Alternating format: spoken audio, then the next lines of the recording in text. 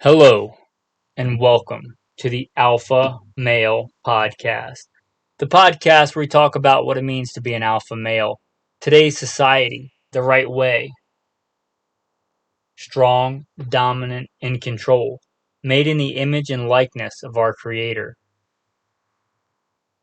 God Almighty. We don't apologize for that.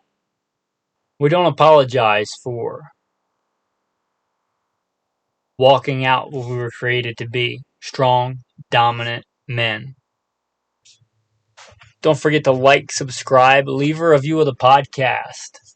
Before we get into the bio, if you want to skip it, you can skip around 3 minutes and 45 seconds.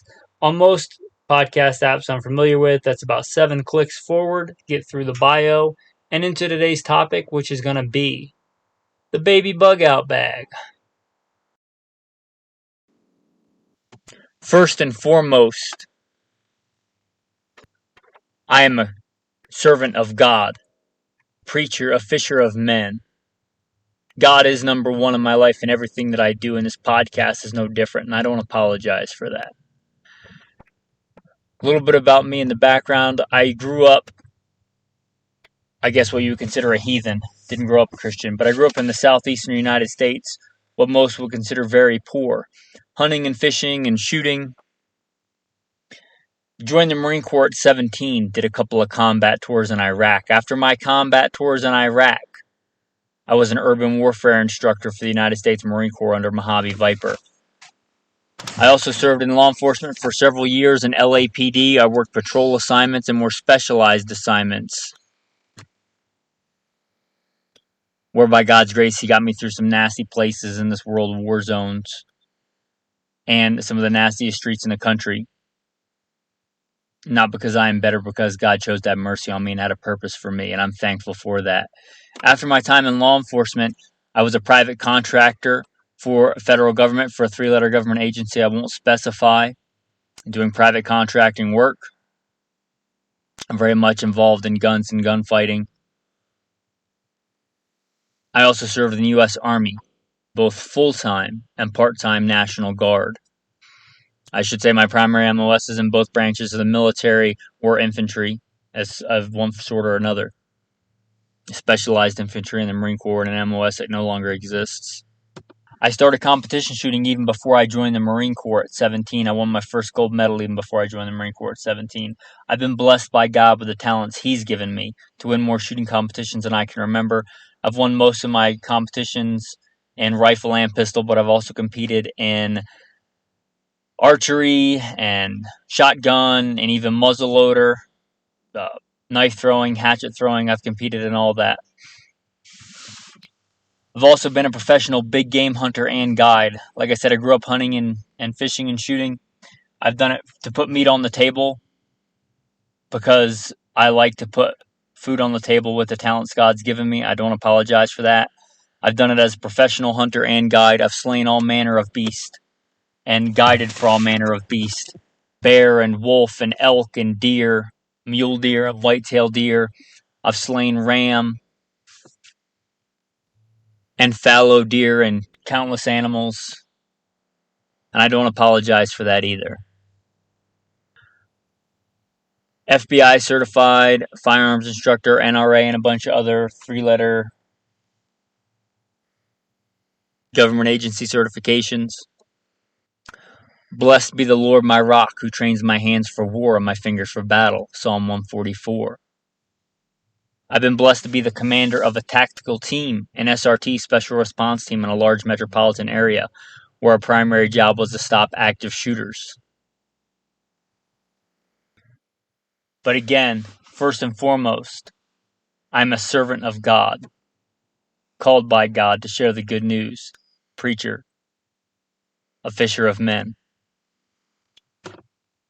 With that, we will roll into the day's topic. All right, men, talking about the baby bug out bag today. But before we do, remember that if you win a dozen gunfights, if you survive the craziest post-apocalyptic scenario, one day, every knee shall bow. One day we'll face the judgment seat. So before getting your kit right, get your soul right, get your spirit right with your Creator, with your Maker, and with your Savior, Jesus Christ. That's more important. With that being said, we'll get into today's topic, the baby bug out bag. I speak from experience on this. I have adapted kind of a modular system. I've used this bag for years.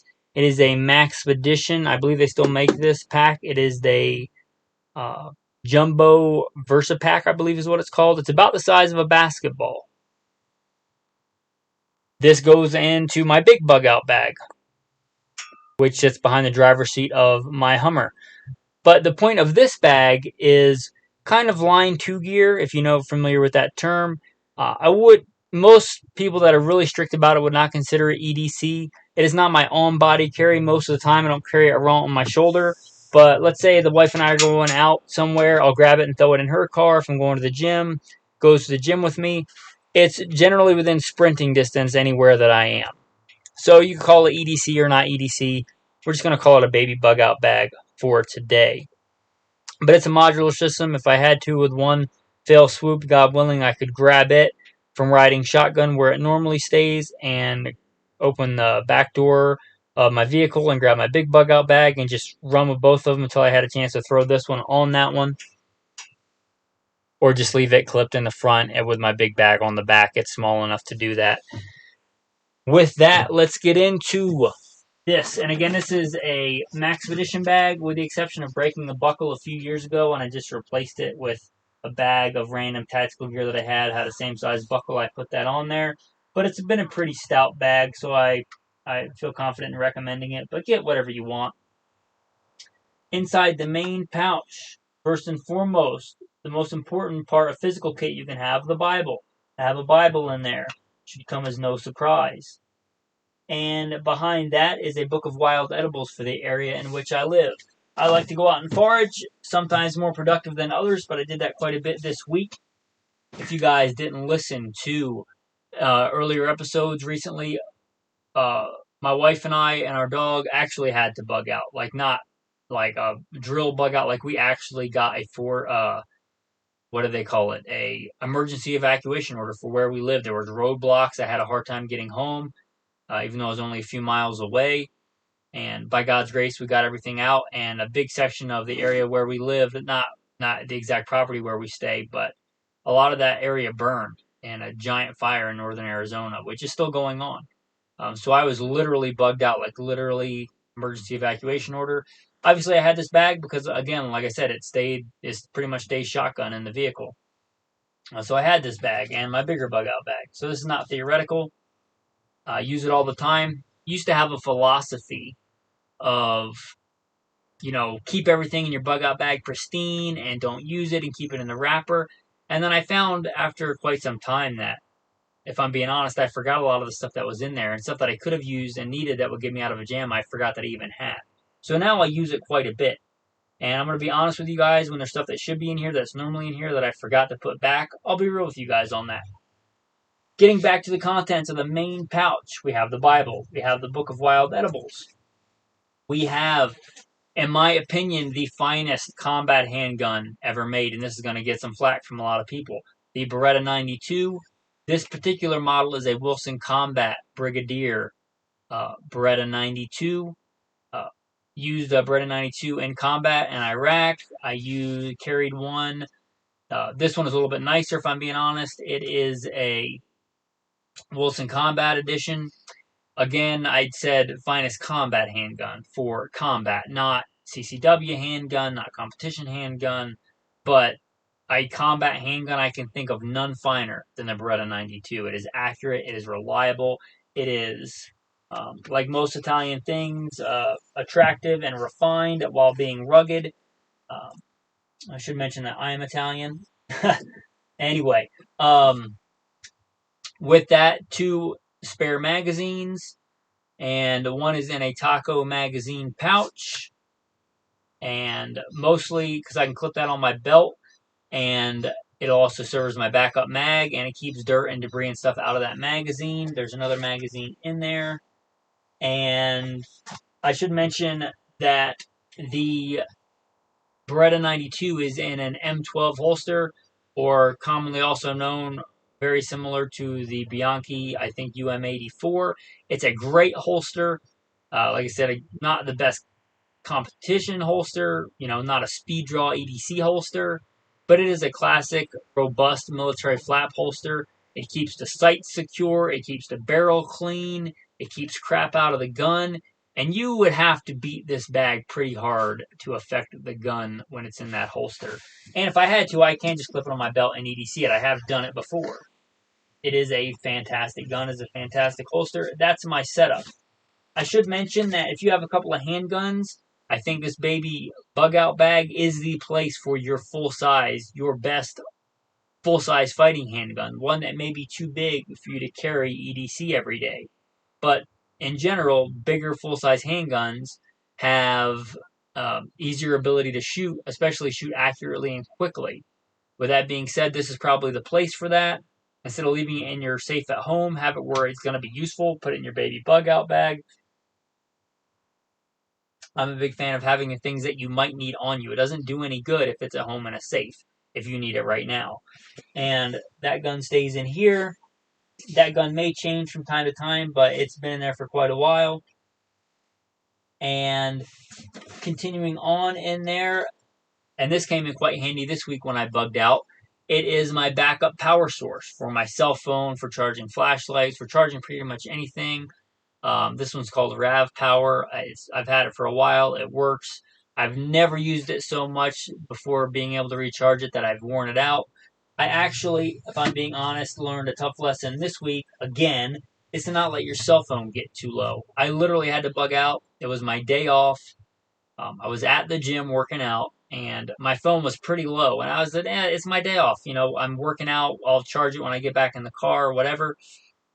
Anyway, I started getting emergency evacuation orders on my phone. And the wife called, and before I knew it, my phone was at 4%. I hopped in the car to make it home to get my wife, and lo and behold, my cell phone charger that plugs in the adapter would not work.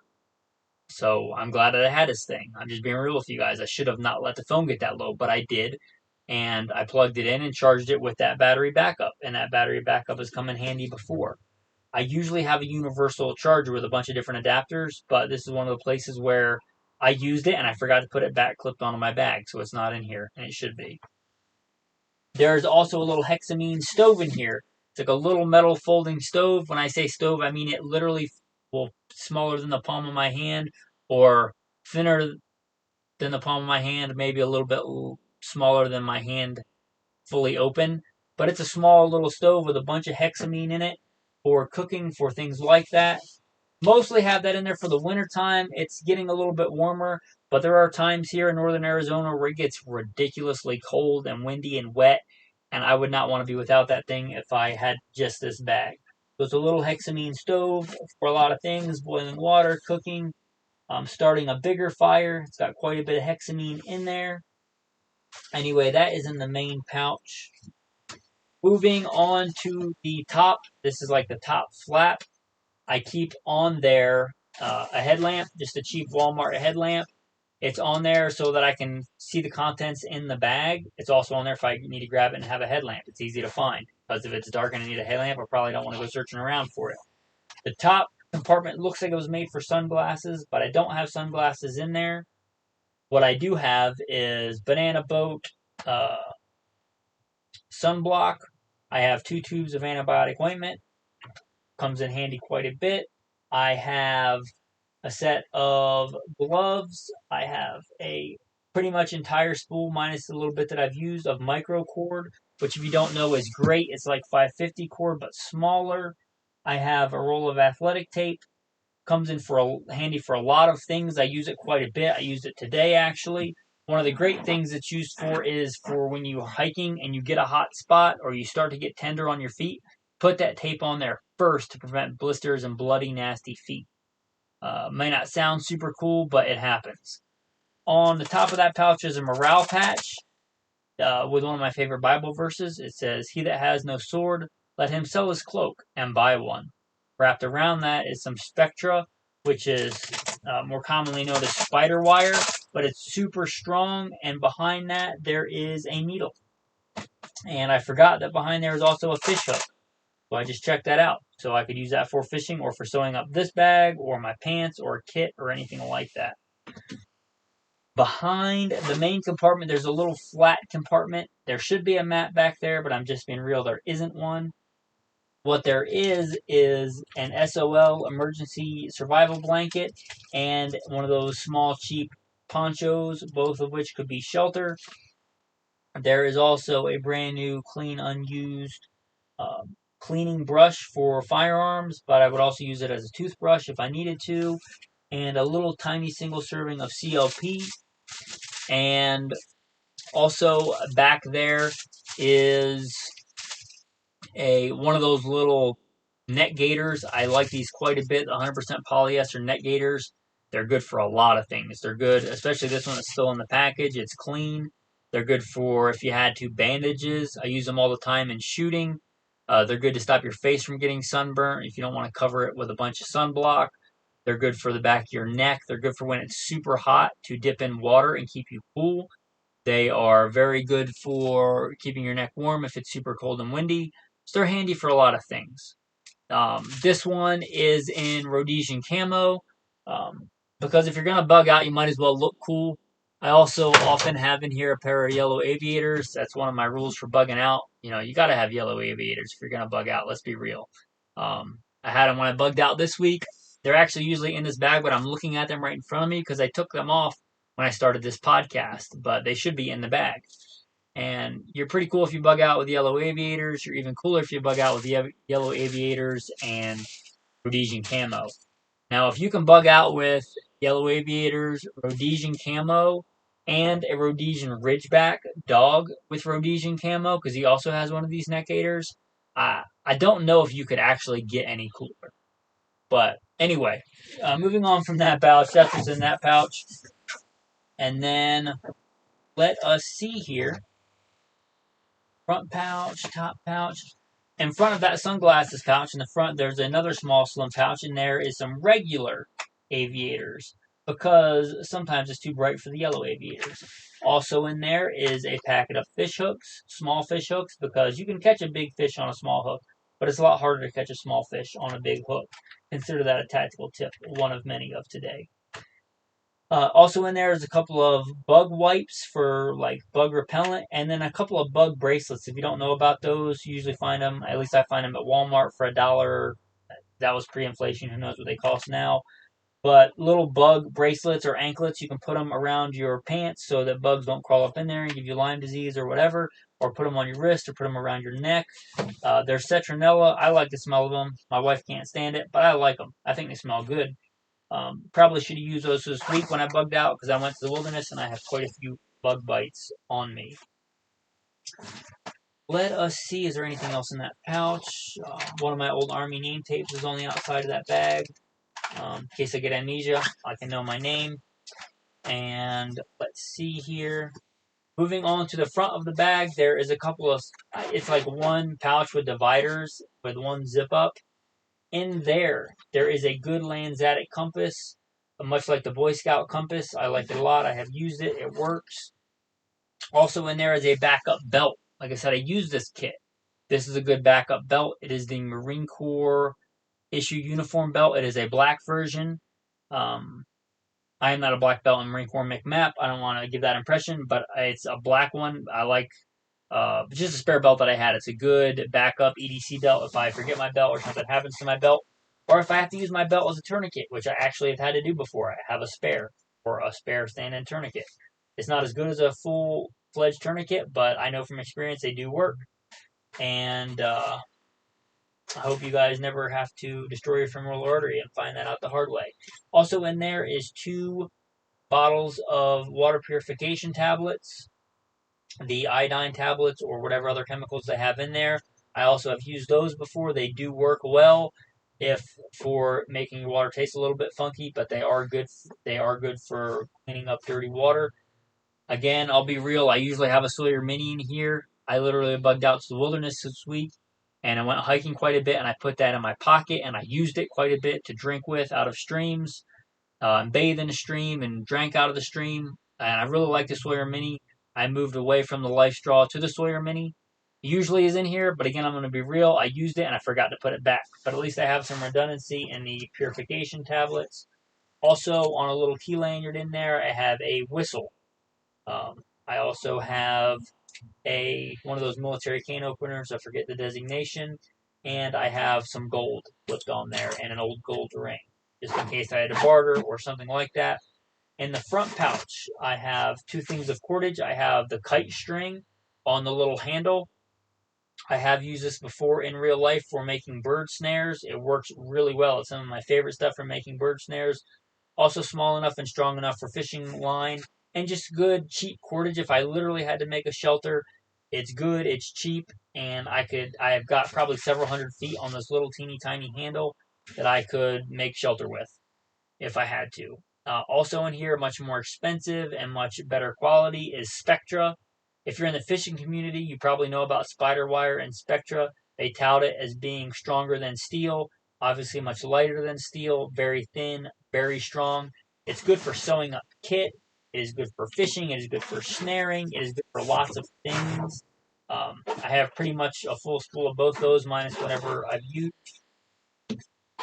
Am I forgetting anything in these pouches? I don't believe so. Oh, yes, I am. Actual metal snare wire. That is good for a lot of things. Fixing stuff that breaks on your car. Things that have high heat. Uh, like suspending meat over a fire. It can be good for lots of things.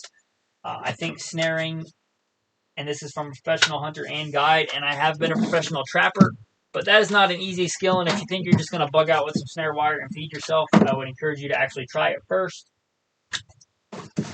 But moving on from that pouch, on the outside of that strap, I have some extra duct tape wrap. And that extra duct tape is good for lots of things. I shouldn't have to tell you all the uses for duct tape. And an extra EDC flashlight / tactical light. It is one of the rechargeable stream lights, USB rechargeable, which if I had remembered my universal charging cable, it would be able to be recharged with the battery bank that I have in the main pouch. Moving on to the side pouch, in there I have clipped one of my old LAPD ticket writing lights from my LAPD days, and I just tested it today and realized that it's dead, so I have to replace the battery, which kind of sucks. But that's just a small lumen light for doing work at night when I don't want a giant tactical light. Also very important on the top of that pouch is a pair of socks, a fresh pair of socks. Consider this one of the most important tactical tips. If you're ever hiking long distance, before you feel like you need to, every time you stop, change your socks. Hang the socks you've been wearing on the outside of your bag or on your belt or something where they can dry out. Put on your dry socks and repeat, because bloody, nasty feet are no fun, and infected feet can be life-threatening. So that is very important. Probably not talked about enough in the preparedness space. Also in there is a metal container for eating, for boiling water, for whatever, and another thing of iodine tablets. So I guess that's 3 containers of iodine tablets. Probably quite a bit more than I need. You can also use those for cleaning wounds and things like that. And the socks, like I said, very important. And there's a little bag that I keep in here, and it's mostly fire starting kit. I have tinder in there. I have some more hexamine tablets. I have a big chunk of what looks like 550 cord, but it's actually fire cord. If you don't know about this stuff, it's 550 cord plus fire starter inside of it. If you're going to have it, you might as well have the fire cord. It's expensive, so I'd use it day to day for tying up a bunch of stuff, but for your actual bug out bag, I wouldn't mind spending a little bit of extra money. Also, there's just a regular lighter in there, because pretty easy way to start a fire. Now I'm going through. Yes, it still works. Got duct tape wrapped around it. And I have in here one of the beefiest ferro rods / magnesium rods I've ever seen. I got it on Etsy. I've used it. It's been used. It works. I tested it. I honestly forget who makes it. I'd like to give them a shout out, but I don't remember. But it's not like your little chintzy ones that you normally see. It's a big, beefy ferro rod. I would imagine I could use this every day for years, and it would still have plenty on it to start fires. Anyway, that goes in my little fire starter bag, which goes in there. Also in this pouch, and it may seem like a lot of stuff, but this is literally the pouch for a water bottle that doesn't have a water bottle in it. In that pouch also is a tack bivy. It's a little emergency bivy sack. Think of it like a sleeping bag / tent. When I say little, I mean that I can grab it and wrap my hand around it. It's tiny. And it's clipped to the bag in case it falls out of the pouch, which it has before. It stays clipped on there, doesn't go away. We move to the far side of the bag. Inside that pouch is, very importantly, a multi-tool. So the multi-tool in here is a Leatherman. Mine is a Leatherman Leap. You may laugh thinking that's for kids, but I really like the Leatherman Leap. It's brightly colored, which comes in handy when I'm working outside and I set it down. Also, one of the things I really like about this, as opposed to a lot of other multi-tools, is it locks, like the blade locks. And if you've ever had a knife fold over on your fingers and needed stitches, which I have, you'll really appreciate the importance of a locking blade. And this locks, the saw locks, it's got a few different things. Again, that's the Leatherman Leap. I'm not saying it's the best multi-tool. I'm saying it's what I have. It's brightly colored and it locks. My two top criteria. Stays in a little pouch. Also in that pouch is going to be a surgical scalpel, still sealed and in the package. Shouldn't have to tell you what that's for. And a pistol cleaning rod also lives in there. And the other side pouch, I have a backup EDC knife. And this is the Buck 110 Slim. This one has a little bit of sentimental value, but not overly expensive. But it's my number one recommendation for somebody getting into EDC or an EDC knife. The Buck 110 Slim. It is the modern iteration of the classic Buck 110. I use it as a professional hunter. If this is all I had to take care of skinning and gutting a buffalo, I wouldn't feel bad about it. I use it a lot as a professional hunter. I would like to have an entire kit with a saw, and if I'm being honest, a sawzall and power tools to deal with an elk or a buffalo. But if I had to do it with a Buck 110 Slim, I certainly wouldn't be sad about it. It works. And it's also in there as a backup. Just like sometimes we forget our cell phones, sometimes, if I'm being honest, I forget my EDC knife. And that will go in my pocket as a very good stand-in EDC knife. Also in there is another lensatic compass. It's brand new. It looks quite a bit better than the other one, but I trust the other one because I've used it more, so I'd probably go with that one. This is a secondary. There is some blue thread in here for making tassels on the corner of my garments. There is a Hanka 550 cord, I'm not sure how long, wrapped with bright orange micro cord. So some extra cordage in there. And a sewing kit, which I also used this week when I bent over to wash in a stream or drink out of a stream or something in a stream. I don't remember, but I remember ripping the front of my pants open and sewing it up with that kit. Any good military man will tell you that good sewing kit should be part of your kit, I think. Also in there is a monocular. I actually used this quite a bit this week. It came in handy. I had some really nice binoculars, but I forgot to take them, and I had this. And it came in handy. Little tiny 10x monocular. Fits all in that little tiny pouch. What have I not gotten to yet? Let's see here. Got that, got the front pouch. Alright guys, I think we're coming to a close on the outside of the pack. I have, very importantly, this is the Bushnell Backtrack, and this is a GPS. It's not like traditional big orienteering GPS. It's, I liken it, it's smaller than a very, very small cell phone. It's a little tiny circle, like a hockey puck, but much smaller and lighter. Clip it on your belt, it goes in your pocket. If you remember to use it, it works fantastic. I go in the wilderness quite a bit. If I'm being honest, I have been lost more than once. If I remember to turn that on and set my starting spot, it's called the backtrack, because it will get back to wherever you started. So if you mark your vehicle or your tent or a waypoint, it will get you back to that spot, as long as you can get satellite service, which is most places, if you remember it.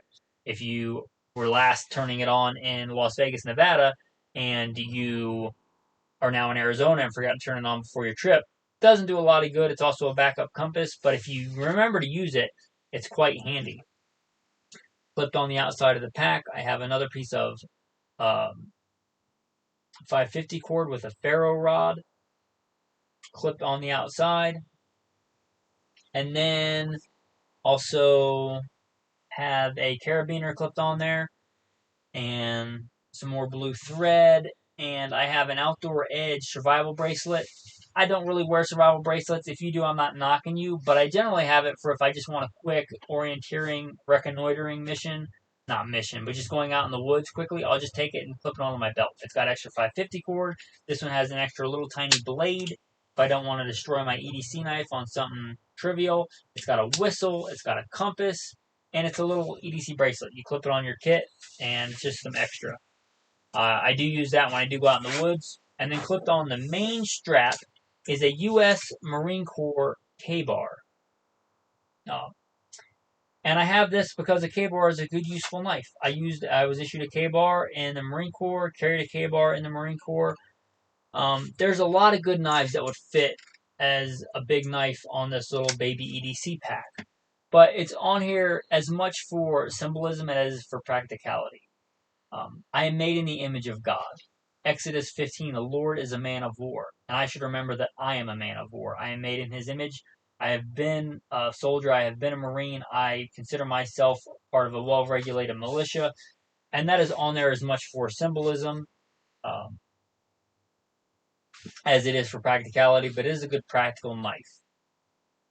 Anyway, that's pretty much the overview of the pack. Again, this is all about the size of a basketball, so it's not a giant pack. It's a baby bug-out bag. I'll be honest, I should have some other stuff in here, mainly the Mini Sawyer and a couple of protein bars, but I actually used those and I didn't put them back. So, talking about the K-bar, that brings me to a tactical tip. The tactical tip of the day. As I mentioned before, in one of the top containers, I carry a small little thing of triple antibiotic ointment. Those things are great. Now, they have many uses. They're flammable if you didn't know.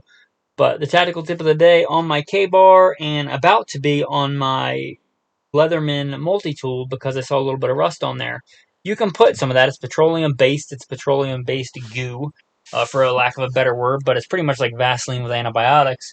But you can put that on your knife, on your whatever to stop it from rusting. Also, it's not toxic. You shouldn't eat a tube of it. But if a little bit got on your food, it wouldn't be a big deal. And then, it's not like I'm worried about if I'm going up and taking care of centuries with my K-bar, which is super not realistic. But if I was doing that, I wouldn't be worried about somebody getting an infection with the blade. But let's be honest, how often do we cut ourselves with our own knives? So with that being said, good idea. If you're going to have something on your blade anyway to prohibit rust and things like that, why not a little bit of that triple antibiotic ointment? Good tactical tip of the day. With that, men, I want to say thanks for listening. Have a blessed day. If you think this content was worth anything that you want to contribute to, consider going to goodshepherdtraining.com. If you have it in your heart to give, and if not, don't feel guilty. But if you thought it was worth $1, go to goodshepherdtraining.com. There's a Patreon link on there if you want to be part of the inner circle. Way before I put this podcast out, I took pictures of all this stuff and gave it to the patrons. We also have, if you're interested, a little what I would call virtual tribal chat where we talk to each other. Facebook group chat. Lately, we've been talking about big bore battle rifles the last couple of days on there, at least especially today. We talk about all kinds of stuff. And it's not just me on there because I'm not the end all be all for all things. That's God. And I don't know everything. But we help each other. Iron sharpens iron, as the Bible says. As iron sharpens iron, so one man sharpens another. If you want to be part of that inner tribe, that inner circle, that's for the patrons. Because they help support this podcast. It's not free to produce and put out. And they do a lot to help that. If you want to be part of that, again, Good Shepherd Training and Patreon. Again, if you have it in your heart to give. And if not, don't. And don't feel guilty. Thanks, men. Have a blessed day. Yeah, so if you want to support, if you want to be part of the tribe, also, if you just want some more visual things to look at, go to goodshepherdtraining.com. I don't mention it enough, but there's also gear links on there. There's a cool couple of alpha male things on there as far as kit goes and gear goes. Check that out at goodshepherdtraining.com. With that, I saved the best for last, the tactical verse of the day. Your tactical verse of the day. In keeping with preparedness, I recently, this week, when I was bugged out, reread at least a big chunk of the story of Joseph. If you're not familiar with that, you should go read it. It has a lot of good lessons, the spiritual ones as well as the practical preparedness ones. But it talks about Joseph. He was informed by God about 7 years of fatness and then 7 years of famine. And he told Pharaoh to store up food, store up the surplus in the 7 years of fatness for the 7 years of famine. And That's a good lesson. There's a lot of other lessons in there. At the end, the men were selling themselves into slavery for food, for grain. But that's not the passage that I wanted to read for you right now from the story of Joseph. In the beginning of that, and I forget which chapter, I'm going from memory here, when Joseph was sold as a slave, probably just the clothes on his back, maybe he was even naked, I don't know, but let's just say he had very little circumstantially from the outside as far as the world could see.